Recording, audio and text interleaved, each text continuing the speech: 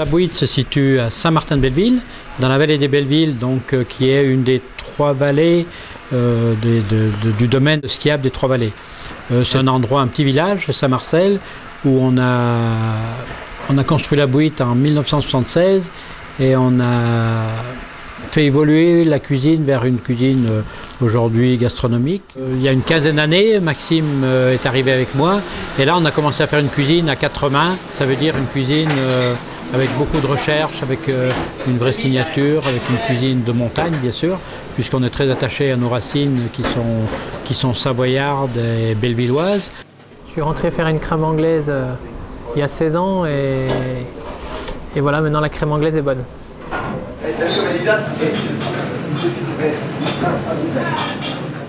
On a la même idée de la cuisine, d'arriver au sommet de ce qu'on veut faire, la même idée de nos clients, de l'accueil, la même idée je sais pas, de la gestion de tout ce qui est une maison.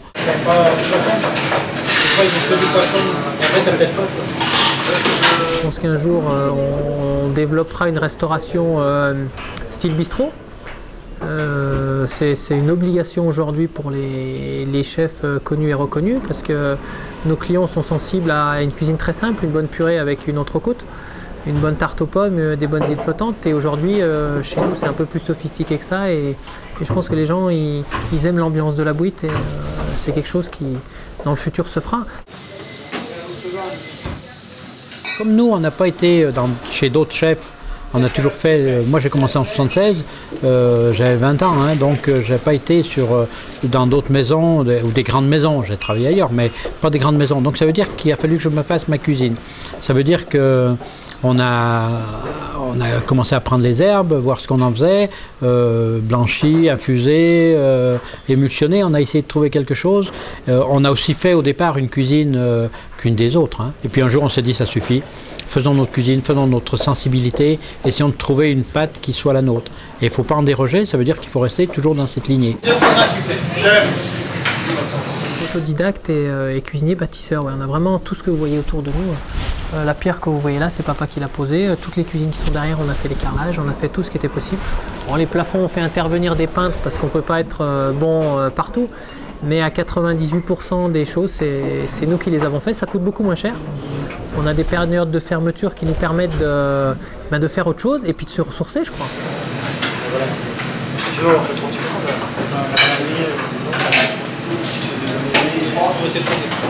Je vois quand on dresse un plat, par exemple, on ne se parle pas, puisqu'on parle de la même chose. Donc on sait exactement la sauce, comment elle va être posée, le produit, comment on va le poser dans l'assiette, le décorer. On a mis ça en place et on se tient à ce qu'on fait à deux, quoi.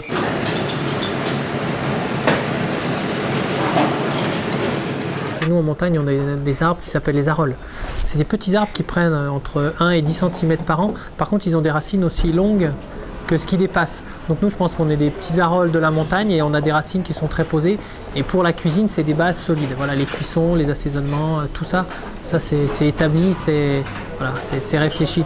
Et après, il suffit de mettre des petites touches personnelles qui sont très locales. On essaie vraiment d'utiliser le maximum. On ne peut pas parler de pourcentage parce que l'hiver ou l'été, c'est pas les mêmes choses. L'été, on a beaucoup les herbes de montagne, les choses comme ça. L'hiver, on n'a pas tout ça. Mais on essaye d'avoir les poissons de lac, avoir des vins très bons de terroir de chez nous. On essaie d'avoir de la bonne charcuterie, des bons poissons, du miel qui vient de 50 mètres au-dessus du restaurant. On fait travailler le local un maximum.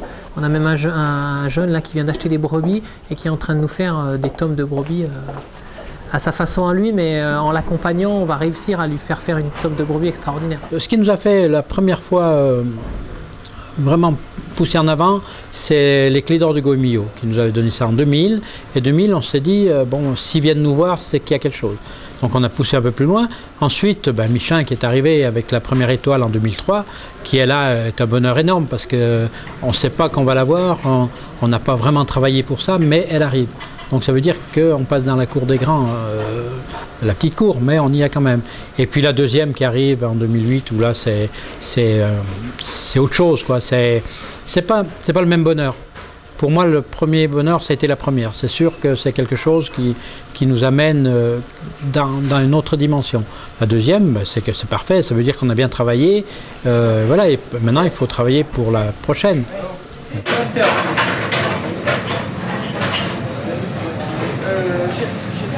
En rigolant, souvent, je dis on est 2 en cuisine, donc on a 2 étoiles, une chacun.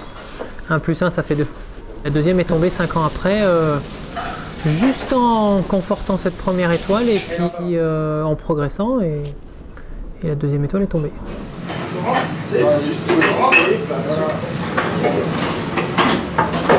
On reste sur ce qui est à nous et on y tient, quoi. Puis c'est des cuisines de montagne, donc c'est des cuisines gourmandes, c'est des cuisines où on a des produits extraordinaires, quoi. Mais courez pas en salle, s'il vous plaît. Papa est plus en recherche de ces nouvelles façons de cuire, de nouvelles choses comme ça. Et puis je crois que le gros avantage qu'on a, c'est qu'on a besoin de quelque chose, on l'achète. On est des chefs propriétaires, c'est nos bénéfices qu'on prend. Et on veut tellement faire plaisir à nos clients et avancer que finalement, rien n'est impossible. Les vacances de février ou janvier ou décembre, là c'est que des gens, alors on leur donne des petits chaussons à l'entrée pour qu'ils soient bien quand même, et puis c'est des gourmets, c'est incroyable parce que même le midi, les gens qui skient, ils vont nous prendre des plats, des menus à 10 plats, quoi. C'est vraiment, c'est un peu leur pèlerinage. Ils viennent des vallées d'à côté et ils veulent absolument manger chez nous. Ça veut dire qu'on a quand même entre 60 et 70% de notre clientèle qui vient toutes les années. On prend le livre des réservations, on regarde, ah tiens, cette personne ne l'a pas encore vue et on va la voir, quoi. Donc c'est des grands habitués. Et puis on a 40% de nouveaux qui vont arriver, qui vont venir nous découvrir.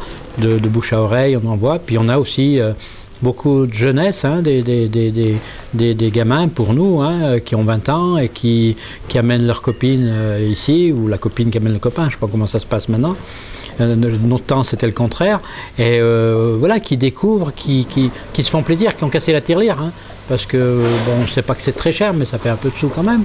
Et puis, souvent, ces petits jeunes, ils vont jusqu'au bout, ils vont presque prendre le grand menu pour vraiment découvrir, s'étonner, voilà. On leur met les bains qui vont avec, on essaye de trouver des prix qui leur vont bien, et puis, voilà, ça c'est la clientèle demain, hein. On a un petit hôtel de 10 chambres avec, donc pour les chambres, on va dire qu'il y a 6 personnes, et sur les 40, on a 30, je dirais 35 personnes, 34 personnes qui sont pour le restaurant. Ça veut dire une vingtaine en cuisine, bien sûr, et puis une quinzaine dans la salle, à peu près. Et quand on remplit 45 couverts, même avec le nombre qu'on est, c'est juste, quoi, parce que les gens... En plus, à la montagne, les clients mangent assez vite. Parce que déjà, les skieurs, par exemple, il faut qu'ils rentrent dans leur chalet. Ça veut dire que c'est la montagne d'à côté, c'est les vallées d'à côté. Les remontées mécaniques ferment très tôt. Voilà, donc il y a un laps de temps qui est très court. Et puis le soir, les gens sont fatigués aussi, et donc on n'a pas des amplitudes très longues pour le repas. Là, les gens qui vont manger un menu découverte à 8 plats, ils vont rester 3 heures, 3 heures et demie chez nous. Quand on voit dans d'autres maisons, on a fait des repas, nous personnellement, où on dure 6 heures à table, quoi. Donc c'est une autre manière de faire, il faut aller un petit peu plus vite, il faut justement des grosses équipes pour pallier à ça, et puis ça marche, hein.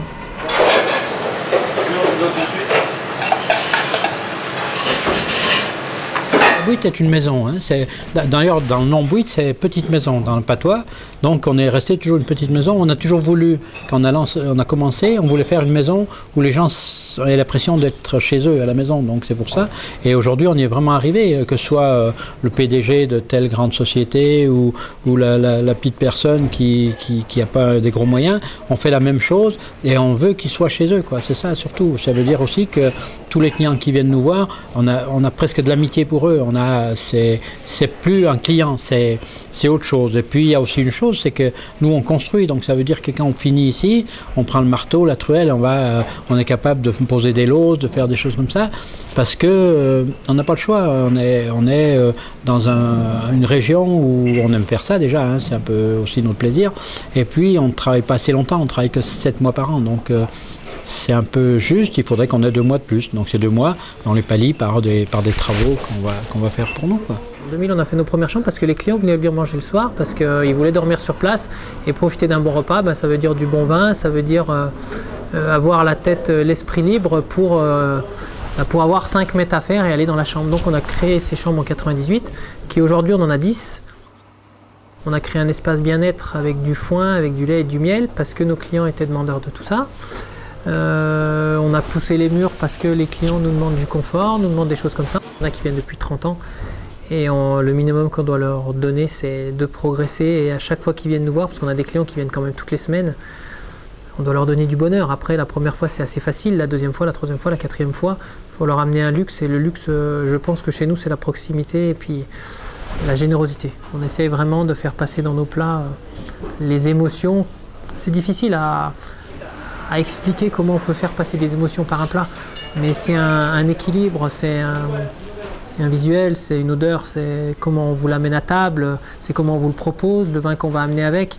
Et en fait, tout ce qu'ont fait mes parents avant, dans tous ces petits détails mis bout à bout pendant 30 ans ou 37 ans maintenant, et ben ça fait la bouillie d'aujourd'hui. Et demain, et ben on aura encore trouvé des petites touches différentes sur une assiette, sur un plat, sur du personnel, sur des choses comme ça qui font que la maison elle bouge et que les gens ils ont envie de savoir. Le début de la saison pour nous c'est très dur parce que les clients veulent savoir les nouveautés de la bouillie, et en fin de saison ils veulent venir voir comment ça a progressé par rapport à ces évolutions qu'on a fait toute la saison d'hiver. Et aujourd'hui la Maison Meilleure elle est respectée parce que c'est un chalet en pleine montagne. On y fait un peu de ski, on y fait de la randonnée l'été, il y a 2 chefs un petit peu atypiques, une famille derrière, et rien que pour ça, ça mérite l'investissement personnel qu'on fait dedans parce que les clients nous le rendent bien.